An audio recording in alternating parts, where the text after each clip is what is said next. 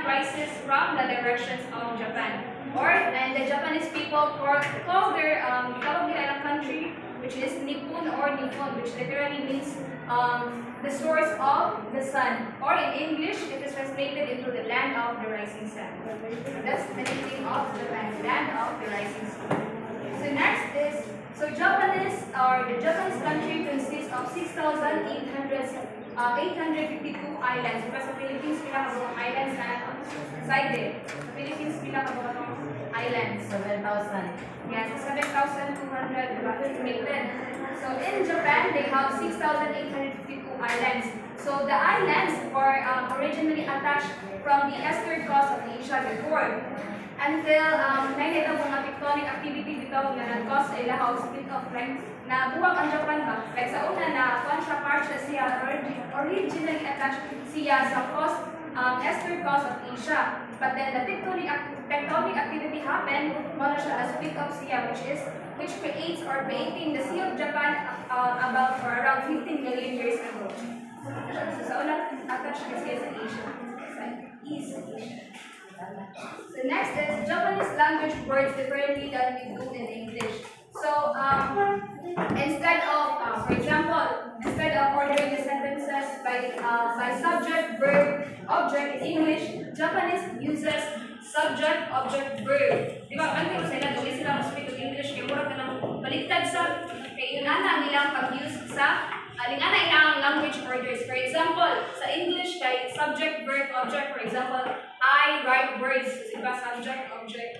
Subject, verb, object. So sa Japanese kay I words write.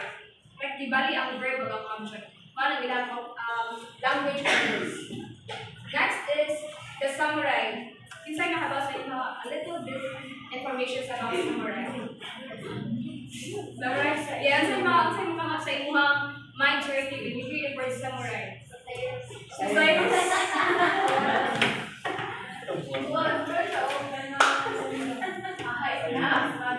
So hide na sundan, yes, hide na sundan or espada. Hide sundan ang ganyan, yes, Melody. Hi, Meloy. Okay, samurai are the people who are like peopleizes and knights during the Edo period or even now nagyapon mga famous warriors na sila sa Japan. Yes, very good. Yes, very good. Diba, thank you so much, Melody. Once makahear ka of word na samurai, ato yung ma-figure out first that the mind guy, espada, sword, diba? Sword, which is good, which is right. Okay, diba? Sakto si Melody and we say the samurai, they are what we call bushi, or they are the powerful warrior class in Japan. And one of the facts that samurai were known as their strict code of honor and loyalty to their lord, which includes their willingness. Ang mga samurai warriors, they have their willingness to sacrifice their own lives just for their masters. So yung ang mga samurai and mga warriors, they are willing to sacrifice themselves just for their masters. So that shows the sense of duty and loyalty sa mga samurai, which is still admired and which is often admired and respected by modern times or in modern times until now. Next is the bow. So if na-observe ko ganina, I used the bow, which is the important form of greetings in Japan. So the bow is the important greeting form of Japan, and they said the lower the bows down, the lower the bows down is, it indicates more respect, or it indicates more respect. So next is, now let's proceed to Japanese styles. So again, their Japanese styles is the kimono and yukata, and as I mentioned kanina, kimono can be worn by both men and women. So here, very specific nga wear sa mga lalaki, which is what they call yukata, and for girls mostly is ang kimono ginagamit wear. But today, in the present, ang kanang kimono bang yukata is being worn only in the special occasions lang. Like unlike before, gina-wear nila term ang kimono and yukata. But today is wear na lang nila ilang traditional garments during special occasions. So also kanilang sandals kay tawag na ozuri or Z-O-R-I. Tawag ozuri. So again, the Japanese styles for girls is what we call kimono, but also services for boys. And for men, like yukata, and their sandals is what we call ozuri. Let's proceed to buildings and gardens. So in Japan, there are many buildings and gardens, right? Yes. Diba, diba, Samis, with mga colorful ang ilang mga gardens and buildings. But their buildings and gardens, they do not actually came from Japan. So their ideas in their buildings and their buildings and gardens in Japan is usually the ideas is usually came from country of China. So dili sa ilaha originally nag-uwi mga idea nga sa ilang mga designs dito sa buildings and gardens, but despite siya or idea is came from China. So that is for the Japanese styles. Now let's proceed to the very highlight for today's discussion, which is the Japanese literature. So Japanese literature, can you all please read? Japanese literature is one of the major literatures of the world, comparable to English literature in age and variety. Okay, thank you so much. So Japanese literature is one of the major bodies in oral literature, but it is one of the major bodies in oral literature, and it is less voluminous than Chinese literature, but comparable to English literature, Arabic literature, Persian literature, and Indian literature. So the Japanese literature, it covers the 5th century AD up to the present, and it is to be tackled or to be discussed by the next reporter, Ms. J. Maganan. Thank you.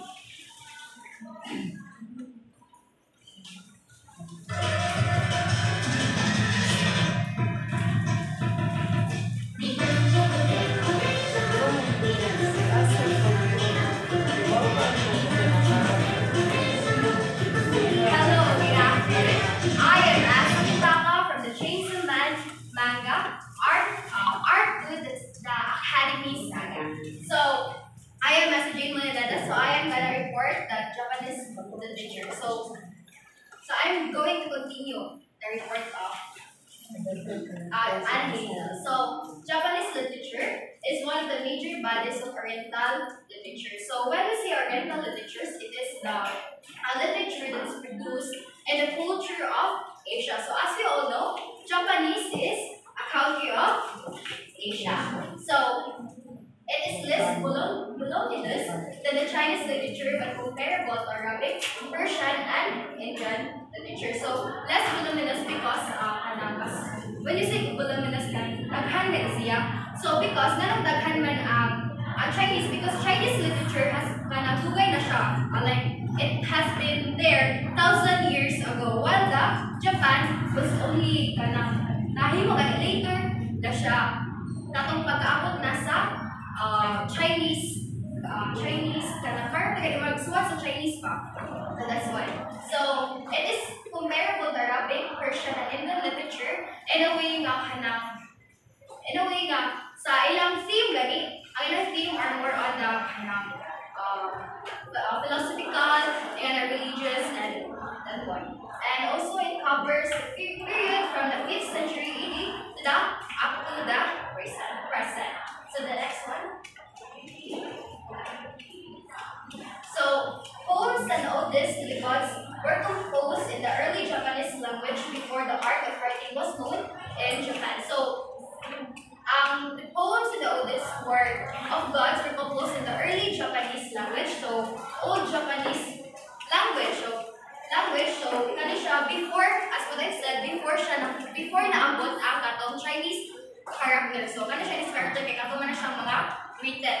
So kani siya nga time. So in this time, the poems and the odes of the gods gamay na lang siya ang nabiling fraction na lang siya ang nabiling because dugay man siya naabot ang katong Chinese character. So mo na siya more on perhaps sa kanang ilang report that the literature before was only on oral.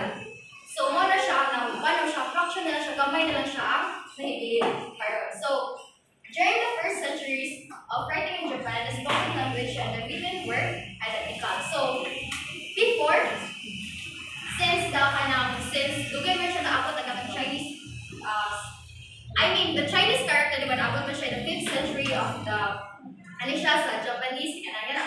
So ang katong Chinese character roots kana ang iyang kaning giingon, ang iyang gisunod was the sounds of the kanang words kani nga isulti sa Japanese but not the real kanang context sa kana siya nga Chinese nga character. So ang ilang gisunod was kanang ang sound ra sa words like so sound ra sa words nga isulti sa Japanese but not the real meaning of but not the kanang meaning gyud sa Chinese character. Nakuha ra ninyo? Nakuha ra? So that's mo na siyang identical written language of spoken language. So next. So Japanese literature. So one of the example of Japanese literature is the Tale of Genji. So written by the Japanese writer Murasaki Shikipo in the 11th century and is generally regarded as the earliest novel in any culture and as the greatest masterpiece of Japanese literature. So this is one of the earliest novel in the Japanese literature. So also it follows the life and the romantic adventures of a noble man, Genji. So, and also it provides a vivid depiction of a courtly life and the relationship in the era. So, mana siya kanang kato siya nga era kay mana siya ang mauso ang kapatimanan kanang sa isa na nakita ka wala fairy tale nga diaries. Diba naman na siya kasi mga buwan sa mga message mga partisan kaya siya nga tawag ay something mo na siya ang kaya siyang era. So yeah, so the next one please. So now let's go with the classical and Heian period. So 700 to 1185. So in this era, so classical period, it is the era that the establishment of the centralized Yamato government and the adoption of Chinese influence, which is the language, the religion, and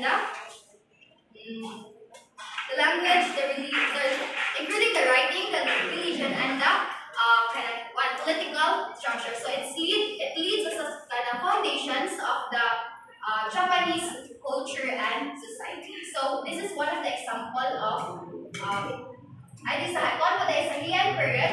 So Heian period, it is named as from Heian Kyo, nga known karon as Kyoto. So di ba familiar na sa Kyoto nga lugar sa Japan. So this period is renowned for its artistic achievements. So diri na siya nagsugod ang literature and ang paghimo sa literature and poetry. So this one is kali po siya, diri po siya nakuha na ato ba the Tale of Genji. So mo na siya ang diri po siya na hino or na produce ang the Tale of Genji. Sorry guys, hindi na magpaani ko.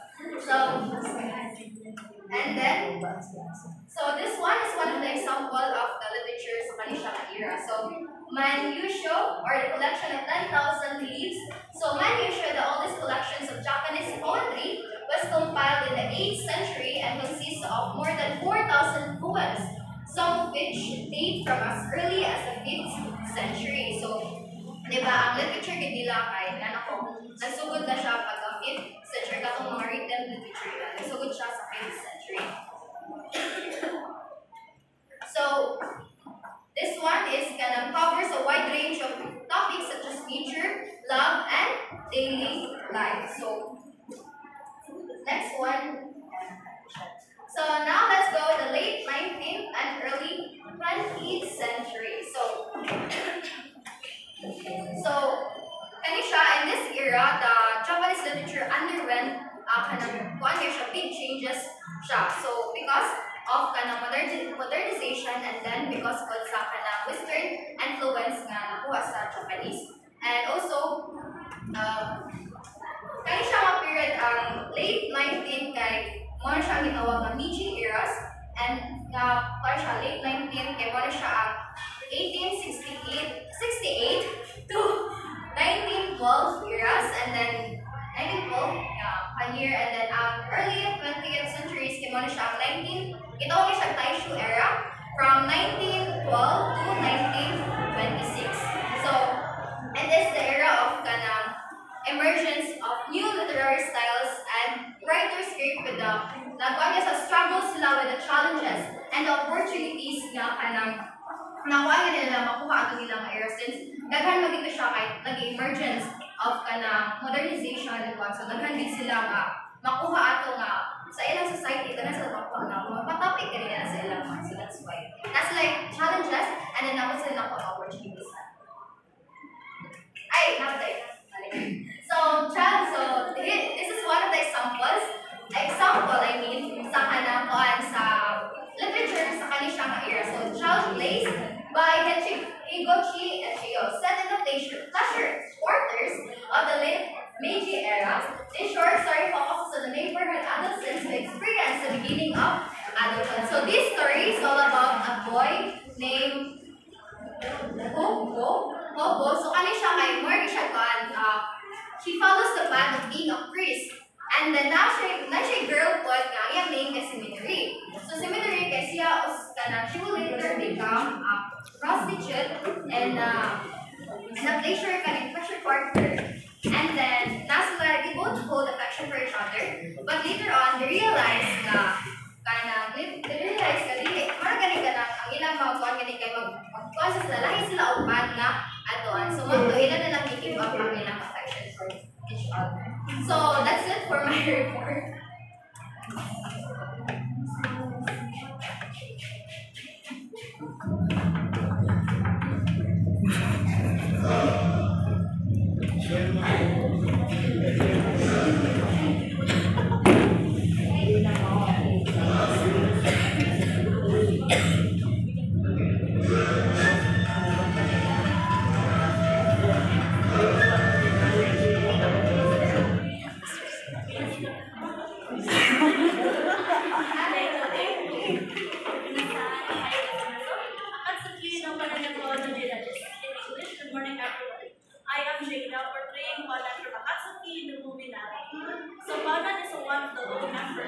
Low female member of Akatsuki. She is the only one being Chi in Akatsuki and the partner of Naga. And also, Conan has a natural talent in origin.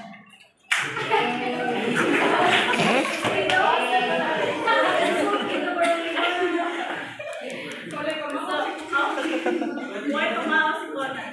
Okay, let's continue. So, Naruto is one of the examples of manga, and later on we will discuss about manga. But first, let's continue about the Japanese literature, which is we are now in the medieval period. Okay, Bruce, welcome to medieval period.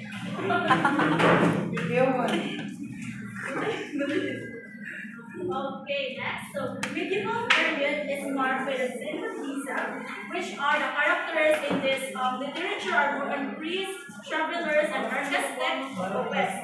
And also, during the medieval period, during the medieval era, Japan experienced different civil wars. That's why they developed a warriors class. So, magklase sila about wars. Di ba kakakuan mo sa Japan na i-train sila pag-ayong ang mga Japanese people kay para mag-war. And also during this time, they developed warriors' tales, histories, and stories related some wars. Okay, next please. Okay, so works from this period is notable for its insight into life and death. So one of life and death man since during the medieval period, permi sila girapon. So mga na siya, muna siya, notable sila ang life and death. And also, it is simple lifestyles and redemption through healing. And also guys, there are various examples of literature during the medieval period. But I have two here, the most two famous literature. First is the, okay, Myra, can you read? So the first,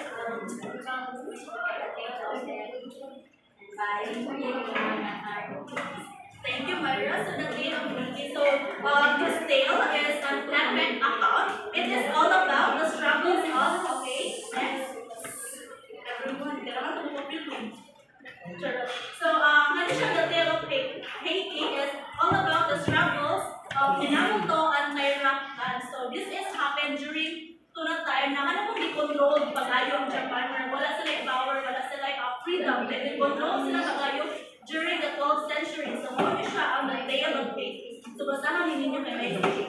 Next, please. Next is Eloy. Can you read? Because it's so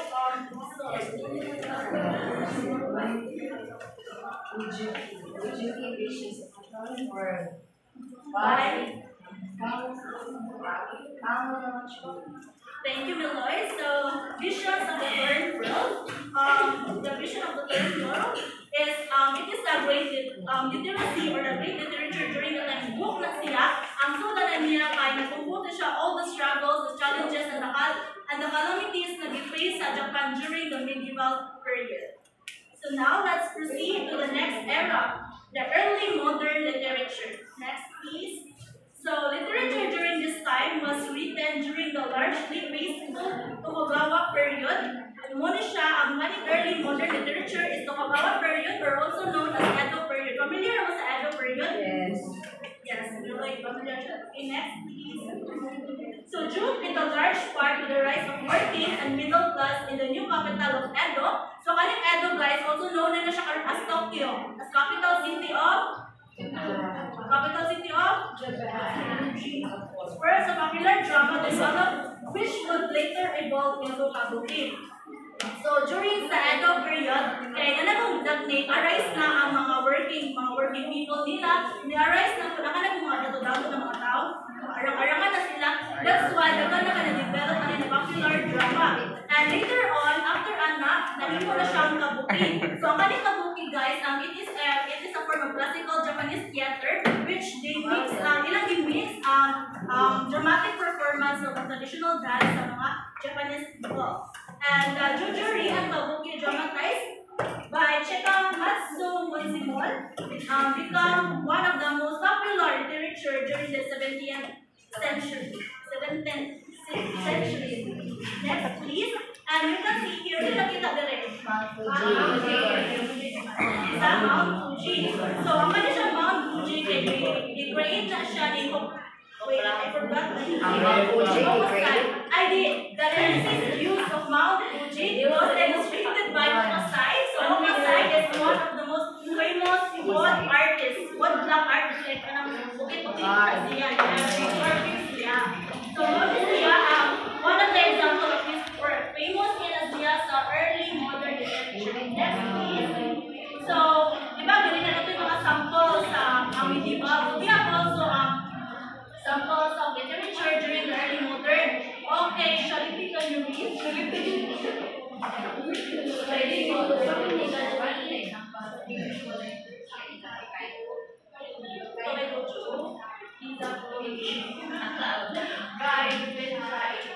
So, thank you, Charlie. So, the example again is, it is a comic. It is a comic about the misadvantage of the two travelers into Tokaido. So, kanang Tokaido guys, muna siyang main road between Kyoto and Edo during the Edo period. So, muna siya, travel sa Tokaido. Ang sunod natin siya. Next, please. And next is, okay, Leia, can you read? Go, Leia.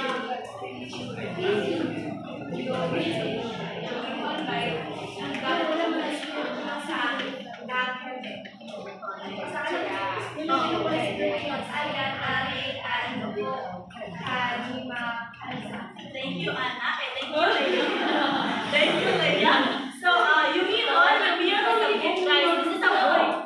So, this is a book during the early modern period. So, at kanang, lahi siya na books sa, diba? Nakam ka ng books sa unang books, before paana kay about siya sa mga literature sa Japan. But this book is lahi siya, kay gamay lang kaayo, nakabutaw nila about sa kanang mga experiences sa literature sa Japan. Kaya ang i-focus sa niya na books ay more on text. Kabantay dito mo, nalagan ko siya text. Pero kung kasabot ani ko nalagan siya text, kaya ang emphasize rali ng books is ang text nila. Ang content nila na history sa Japan, ang mga literature nila.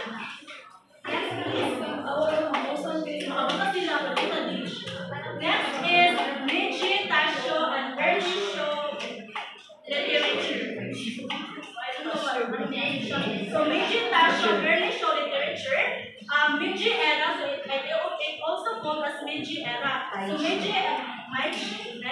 Meiji, sorry Meloy. So Meiji era marks the reopening of Japan, the West. Akala siyang West, muna siyang European.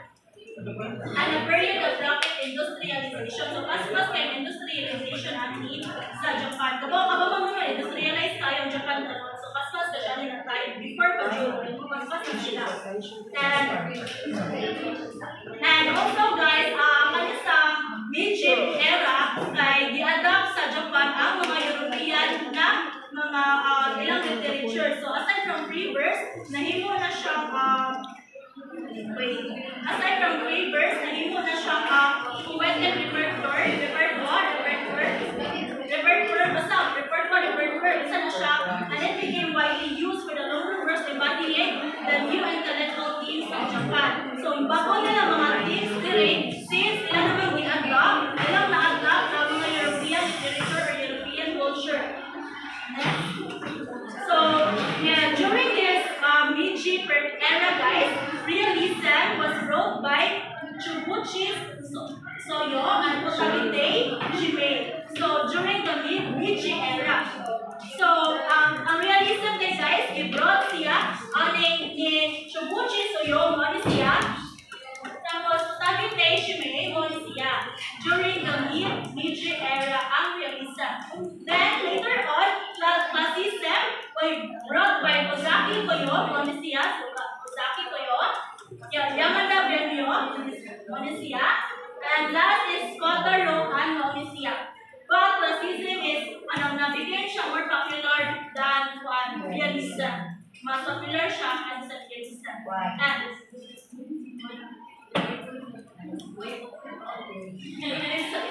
And if nag-wonder mo guys, ano ang mga before na after is wala ko yung picture na pakita. Okay, wala ko sila yung picture sa internet. So, unang sila na lang na-watch. Okay, yeah. Stop. Yeah, as you observe guys, anong i-mention na mo ni Messi o Nako is more on men Russian authors. But there is one kind of rare woman author in Japan. Rare. Basta mo siya? Next is so her name is Higuchi Ichiyo. So na ang iyang face, yan siya sa yen na money. Na-imprinted siya. So ang iyang writings is short stories about the powerless women in Japan. So during before, dili nyo siya, watching power ang mga women before. You know na, ano siya, so she wrote powerless women niya. Iyang mga works or style is simple na kayo siya about literature and next please. Next, let's go to the post-World War literature. Next, please. So, post-World War literature is about na siya sa World War II. Nagtapos na siya during World War II. But, ang Japan ay na-build or na-defeat. That's why, due to sila mag-building, naka-influensya na sa ilang literature. That's why some of their works are about some of their works is some of their works is about disaffection, loss of purpose, and coping with defeat. And some of their authors are identified with intellectual and moral issues because they are trying to raise ilang social and political consciousness. Murang na issue sila na murang sila something sila ang ilang writer. And one of that writer is next please, Boy Kenzaburo. So, muna siya one of the writer na siya intellectual issue. And wrote siya of a novel na personal matter. And kanya siya na book sa gilan siya na siya intellectual issue. Ang kaniyang book ni second place ni siya. Sa una sa gilan siya na siya something intellectual issue. Next please. So, and one of the famous for the literature during the post-World War literature is the manga. You know, manga, that's the first one is the manga. So, how can you almost every sector of the popular market? So, before pa siya dahil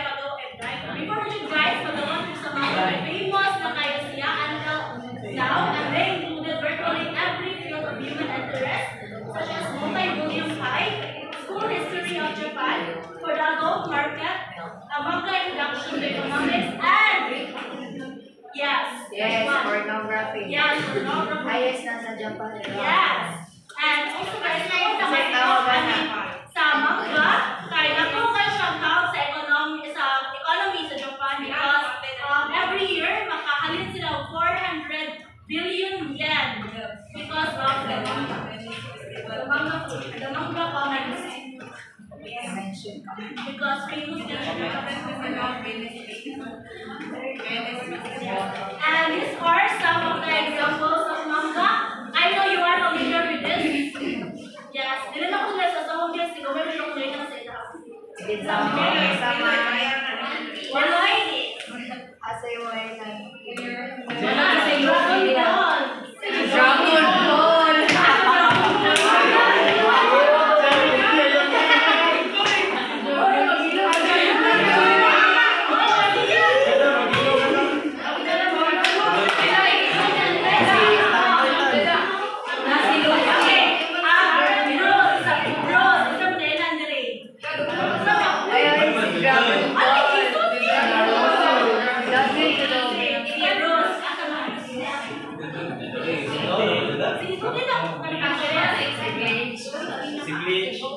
Si Noah, si Chico, si Naruto. Okay, then Meloy. Wala sila. Uy, wala Ayun na. Alin. Kasi yung kain ko Ayaw, madupi. one lang. Ang papa niya niya. Si Bleach. Kani si Ichigo, si Yoichi, si Naruto, si Ishmael. Bari yun sa na. Si Faye, si Nagapati,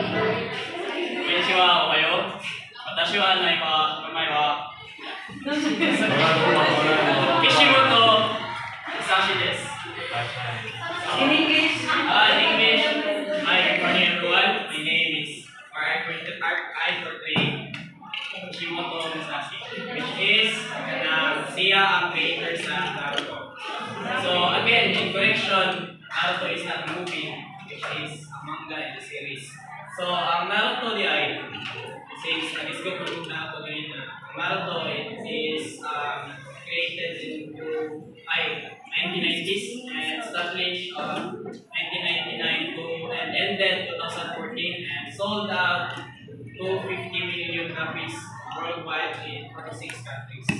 So, ang Naruto ay inspired siya sa Dragon Ball. Ni Akira Toriyama. Okay, so let's proceed to our topic, which is the Japanese writing. So there are 3 Japanese alphabet or writing systems that works together, which is the kanji, katakana, and hiragana. So first is kanji. So libog siya. So susunod naman. So first is kanji. Basa. So, kanji is one of the 3 scripts used in Japanese language and also 8 Chinese characters. So, sa ato alphabet ang tawag, sa ilaha is characters. So, these kanji were first introduced to Japan and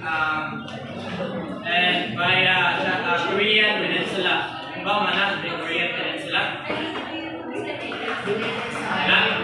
Ang Korean Peninsula is kanang war siya kanang about territorial expansion. Yes. So, kanji is a ideogram or ideograph. Familiar? Ideograph? So, ang kanji is ideograph or it could be logographic. So, matanaw niyo po siya. Balik balay-balay, no? Dagan siya kanang strokes. So it is called symbols or yes, characters. So kanji is each character has its own meaning and corresponding words. So for example, morning sa twice consists 6 letters. Pero sa Japanese, 1 character na siya. Muna siya ginatawag ideographic because each character has its own meaning or corresponding word. So by combining more characters, more words can be created. Sa mutra sa kanji, bantay mo gani nga sinuwatan is kanang pag na kay gisulti pero pag may characters sa ito bantay mana. So again, ang kanji is ideograph or logographic. So next is katakana, which is katakana. So ang katakana, it is the set of characters that is used to form words that have foreign origins, or it is a transcription of loan words from foreign languages.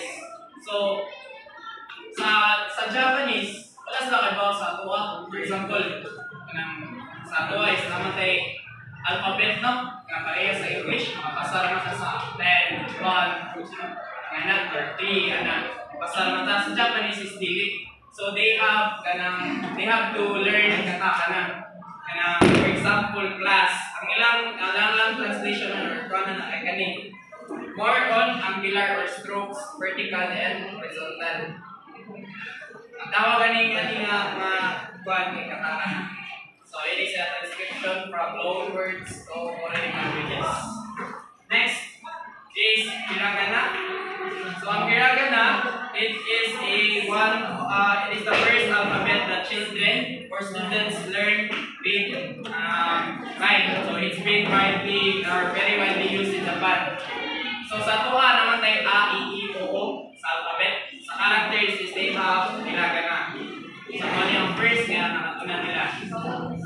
Yeah, so each hiragana characters represents a sound. So by learning them, you'll learn all the possible sounds of Japanese. So sa tuwa is sabay word ang A, I, E, O, U, no? Na, di ba? So sa ilaha, nasa sila. So again, ang kanji is more on symbols or idiom or more on combining words. Ang katakana is a transcription to foreign languages. And the hiragana, it is a sounds. So magbasa sounds. So ang hiragana o katakana has similarities. Sa tuwa kay pila ang alphabet galing? 26. 6 days. So, ang gagawin sa ito is 26. Sa hiragana o sa katakana, it has 46 characters. So, tandaan siya. And then sa kanji, nagunang ka sa pinakasayo, no? Ang kanji, it has 50,000 characters. So, talagang ganyan. So, okay, sasabot lang sa free writing, Japanese writings. Ha? Tungkol ulit. Kanang kuan lang kanang takang mo.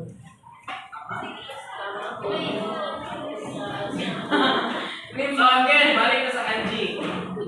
Kanji is more on combining symbols or characters. Then the katakana, strokes. Then sa hiragana, Sounds. yes, sounds. Yes, pronunciation.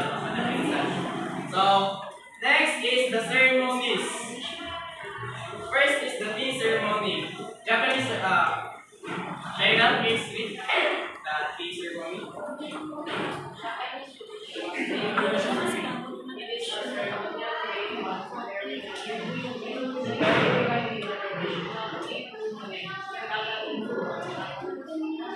Okay, thank you, Sharon. So, beyond just serving tea and receiving tea, one of the main purpose sa tea ceremony is for the guests to enjoy the hospitality of the host.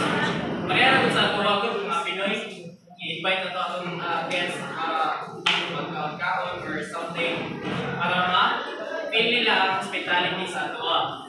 And then, ang the tea ceremony is kanang pili lang sa guest or it could be a tourist experience of tourist sa tea ceremony. Ang tea ceremony is happy from Japan. Happy na kita nila if 9 guests or tourists ikaw nilang tea. Next, the wedding ceremony. Jim, please read the tea ceremony. Hindi ka basa? Ayaw na lang. Bruce, balik kong basa sa wedding ceremony. Traditional shape of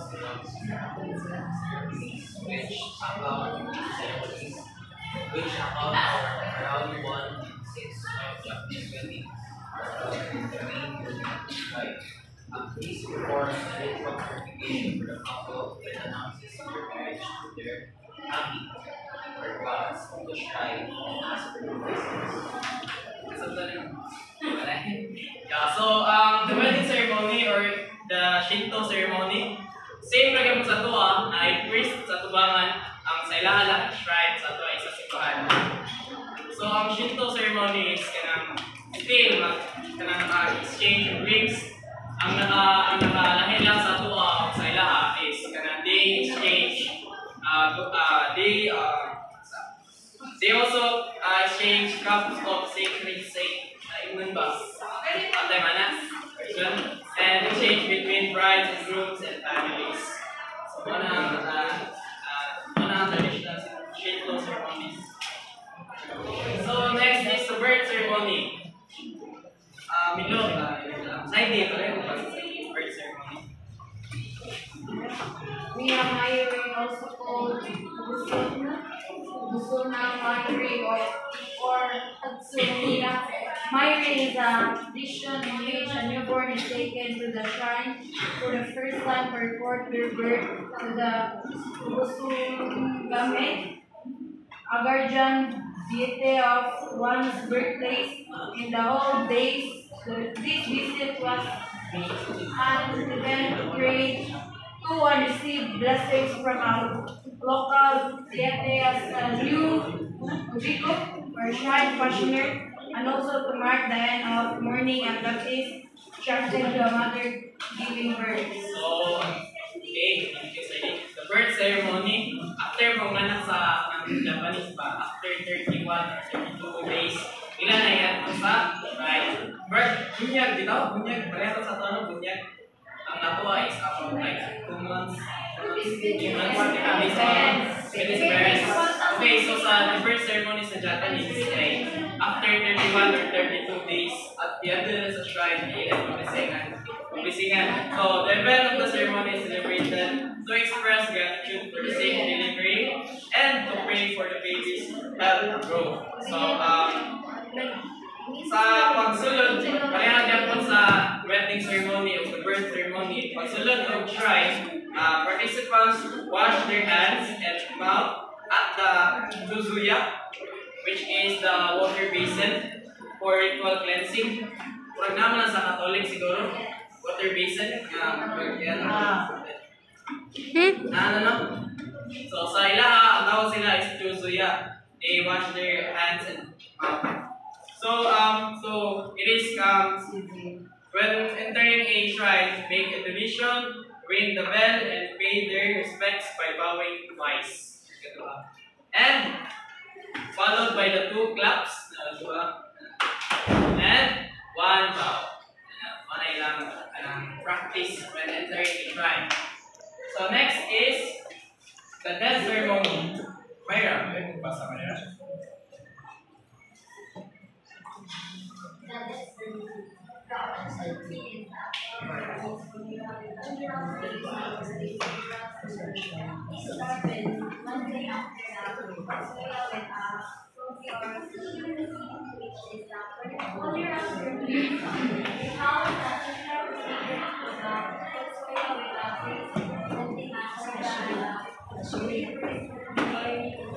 What are your understanding?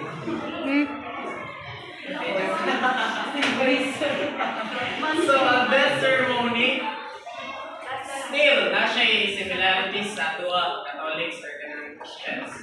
So, death ceremony, after a sobi, there is a kokobit soshiki or kokobit soshiki is a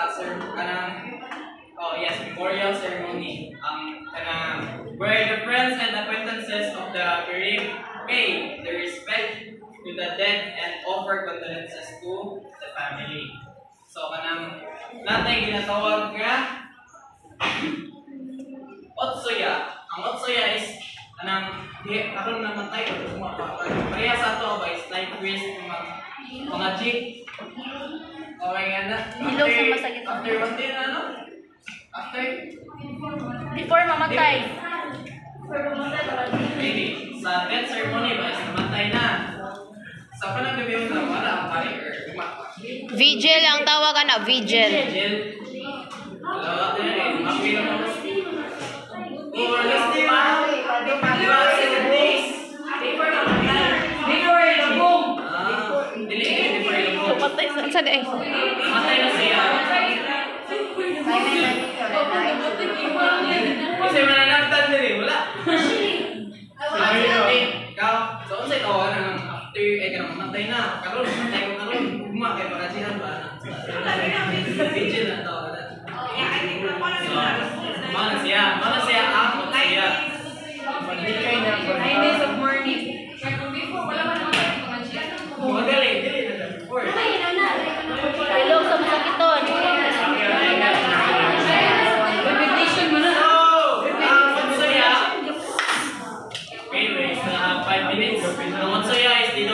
They don't care kung sa'yo mo suot doon after sa bago, kasi as long as hindi siya and then lastly there is a cremation ceremony. This is the exciting part. Wala ni sa tuwa. There is a cremation ceremony. After the body has been cremated, the family uses chopsticks to pick the bones out of the ash and place them in a burial urn, which is then entered inside the family grave.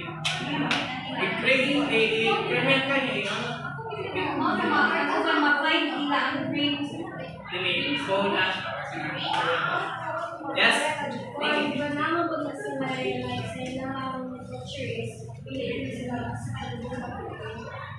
Mamili. Like, asa na lugar, like, as well is, manage is, nila na, mamili ka, like, kana ba na yung pa, especially, or maybe, especially sa mga, Ito lang, magpapirma ka, hindi na ka magpalubong.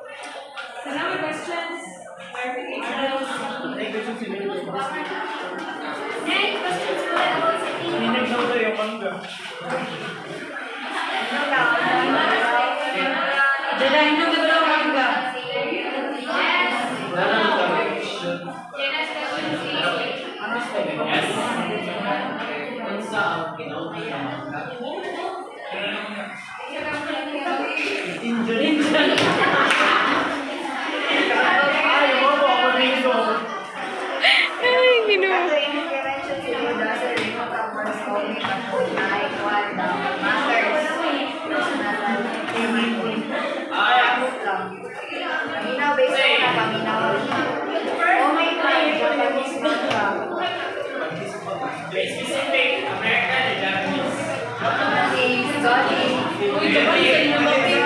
Dili Japanese ang first manga created sa Japan. Sa Japan na lang iba ang manga is comics. In Japan. So right. So the first manga that is created is the oldest manga drawings.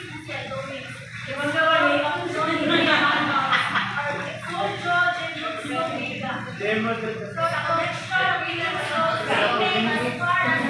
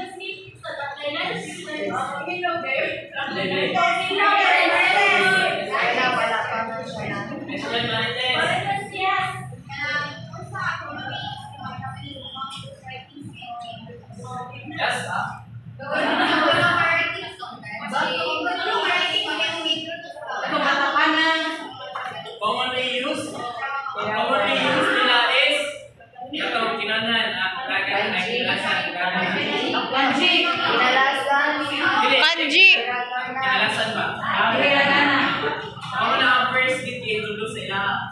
So same na, for example, bata pa ka, elementary, primary, ang hinagana ang introduce sa ila. And then, using hinagana, magkatonsad ka katakana, which is the foreign languages, translation pa.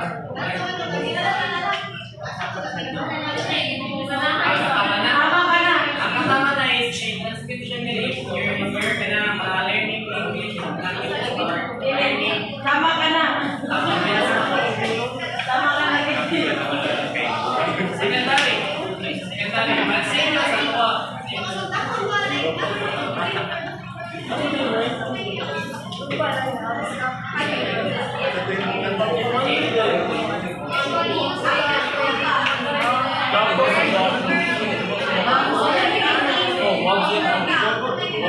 Usually katakan na ginagamit sila.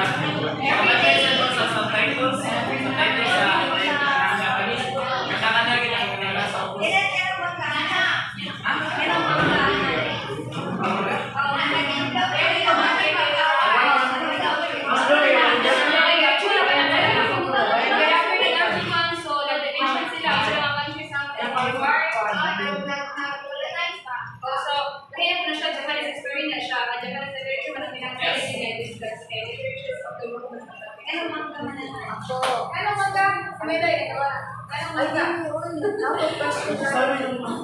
Uy, ang anong manga mo, dyan na. Ano pa yung question? Anong manga?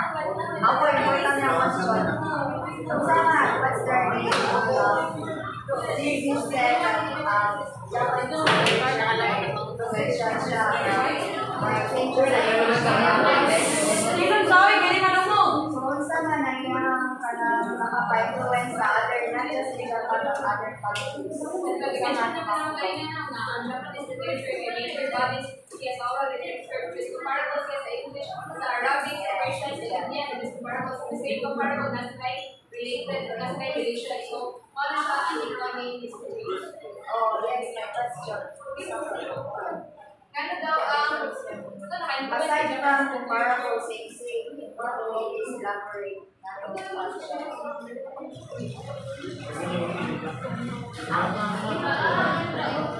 Aside from it's for me, ako kaya sila kaya nag-regularize kaya na may ko and then aside from that,